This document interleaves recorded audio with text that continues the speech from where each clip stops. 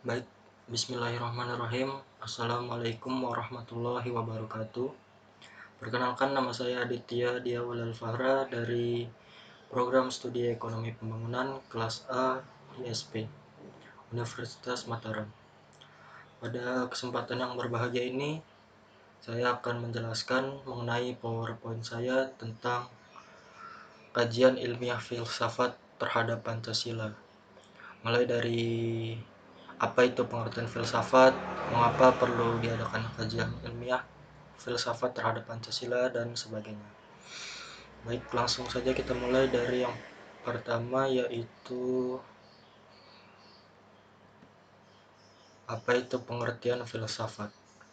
Dari berbagai banyak ahli yang menyatakan pengertian filsafat, saya ambil di sini yaitu pengertian filsafat oleh Pythagoras. Filsafat atau bahasa asingnya filosofia, yang merupakan dua suku kata. Yang pertama itu adalah philos, dan philein, yang artinya adalah cinta, pecinta, dan mencintai. Dan sophia, yaitu kebijakan, kearifan, hikmah, hakikat, kebenaran. Hikmah atau hakikat kebenaran. Dan bila disatukan, filosofia, yaitu artinya adalah cinta pada kebijaksanaan atau kebenaran yang hakiki.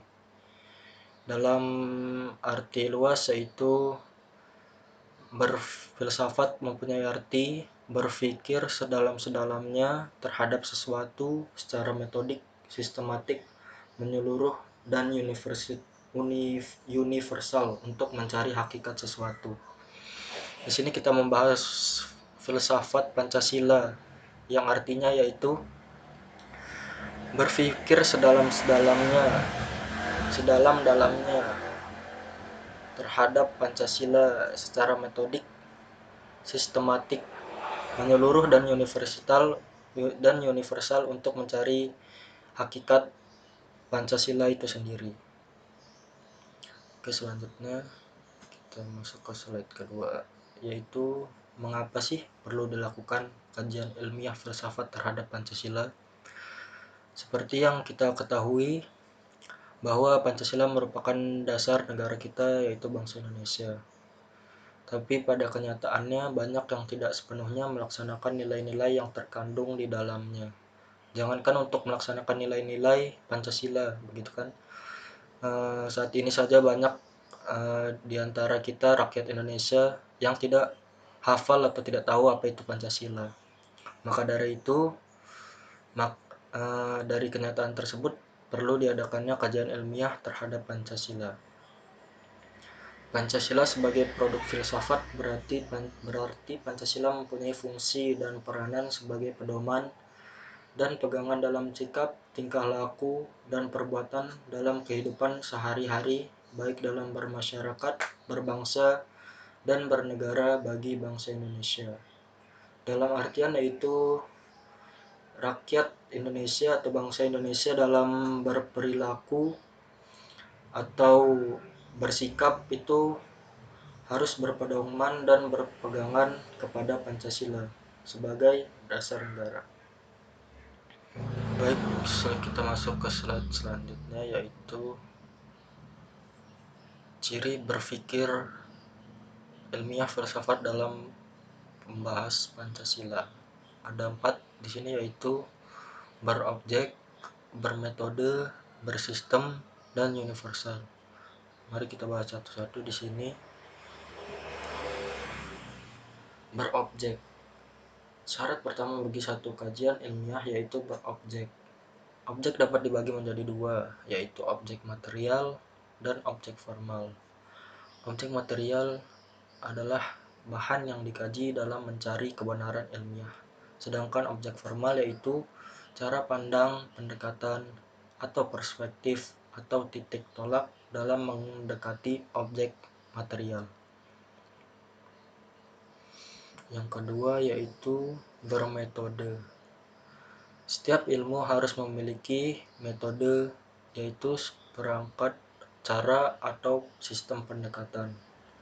Yang artinya itu di sini dalam meneliti sebuah objek harus mempunyai cara atau pendekatan untuk mendapatkan kebenaran yang objektif.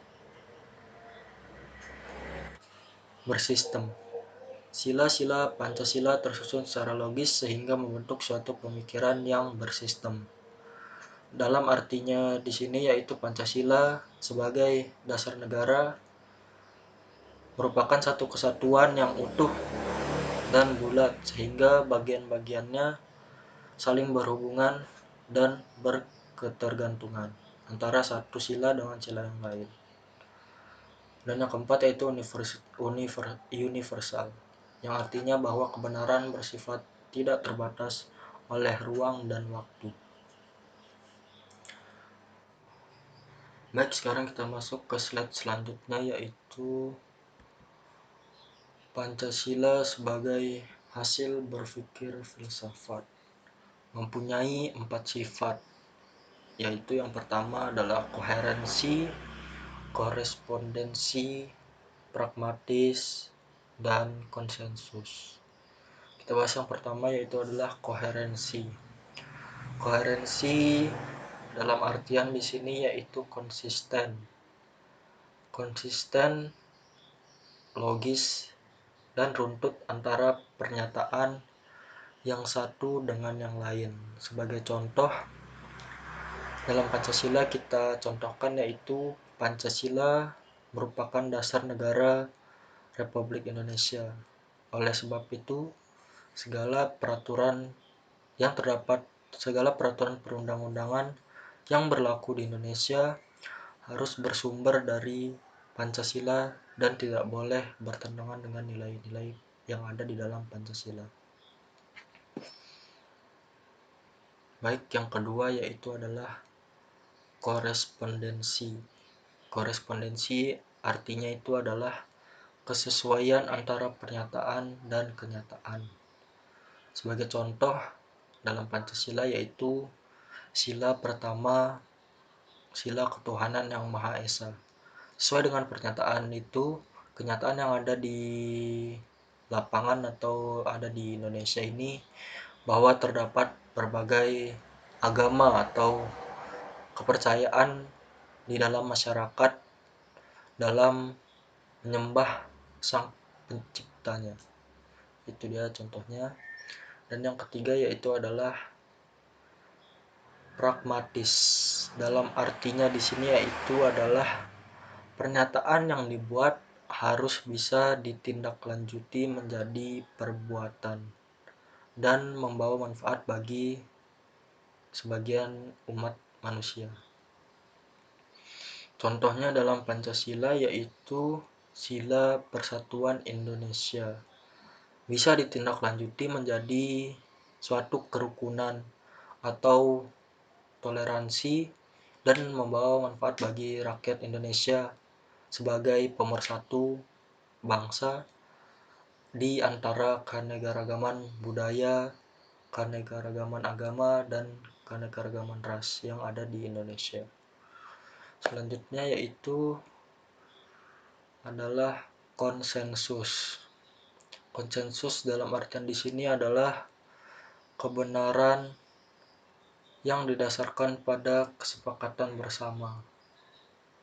Maksudnya di sini Pancasila itu sendiri merupakan sebuah konsensus. Artinya Pancasila merupakan sebuah kesepakatan bersama seluruh bangsa Indonesia. Mungkin itu ya penjelasan singkatnya. Dan kita akan lanjut lagi. Kesimpulan yang dapat diambil dari kesimpulan yang bisa didapat dari PowerPoint saya kali ini yaitu filsafat Pancasila secara umum adalah hasil berpikir atau pemikiran yang sedalam-dalamnya dari bangsa Indonesia yang dianggap, dipercaya, dan diyakini sebagai suatu kenyataan, norma-norma atau nilai-nilai yang paling benar, paling adil, paling bijaksana, paling baik, dan paling sesuai bagi bangsa Indonesia. Sekian Mungkin itu saja yang bisa dapat saya sampaikan. Atas kurang lebihnya saya mohon maaf. Terima kasih. Wassalamualaikum warahmatullahi wabarakatuh.